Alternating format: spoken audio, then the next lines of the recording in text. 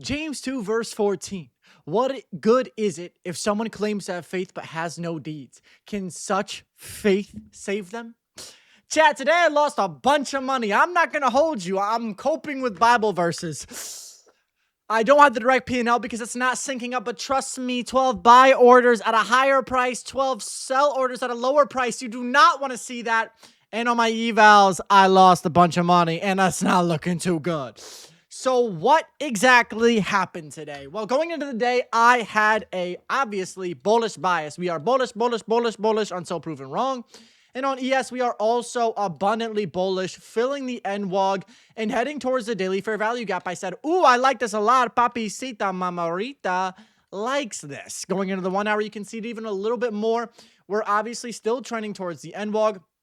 And it's looking good. I'm not finna hold you. What I wanted to see, I was like, low-key, if we got an SMT at this daily fair value gap, I'm ready to rip longs. But until then, I'm ripping shorts. Go down a little bit more after we fix the lines. Per usual, how's everybody's day? One in the chat because you should do it. 15-minute, let's go down to the lower time frame. There's a perfect 30-minute, actually, that I ended up taking today. It looks gorgeous, beautiful. It is all we wanted to see because we were trending lower. Obvious DOs lower. All I want to see is us open up higher with 930 into a fair value gap and then take shorts lower. So guess what I did? I did it, bro. I literally did it, bro. So price opens up and it explodes.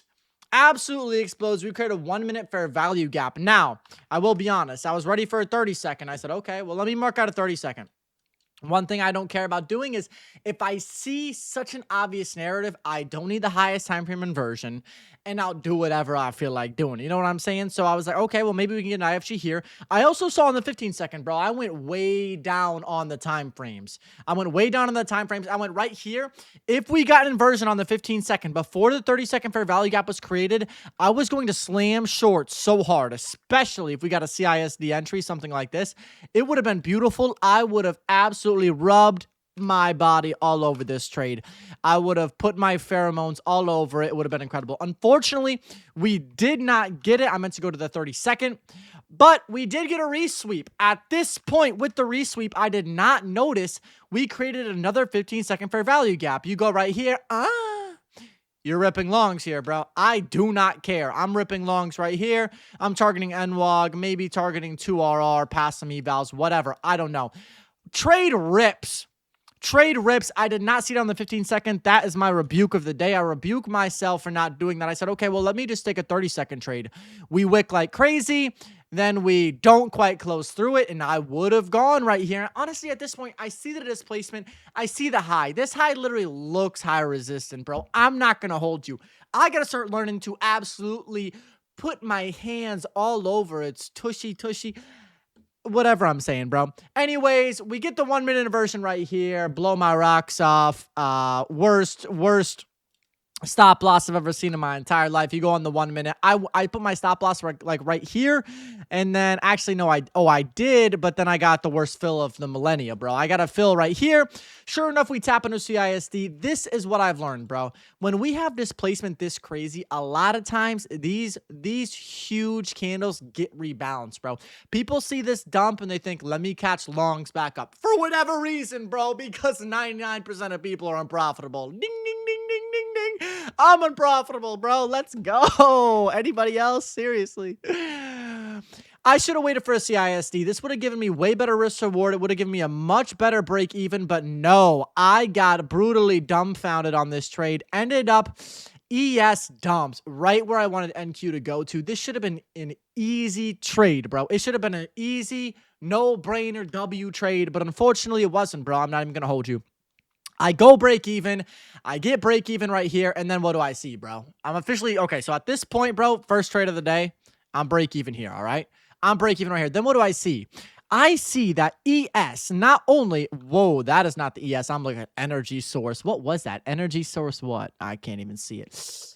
I see ES not only fully mitigated the NWOG, but tapped into a daily fair value gap. And I'm like, okay, bro, I'm honestly ready to see longs. Now, why was this bad, bro? The reason why this is bad is because it sucks wiener balls, bro. It sucks wiener balls. Where am I at? My everything went to craziness. And now everything's lagging. And all right, you can see the futile errors I made ahead of time. Nice. All right, so I get break even right here, and then boom! Crazy inversion fair value gap to the upside. I go, wow, this looks good. I go, wow, wow, wow, wow, wow. This looks good. Now, what do you notice about this picture? What do you notice about the picture, bro? Oh, well, Clay Baby 386, maybe you just drew a big fat red box right here, and now you're targeting it as you're drawing liquidity.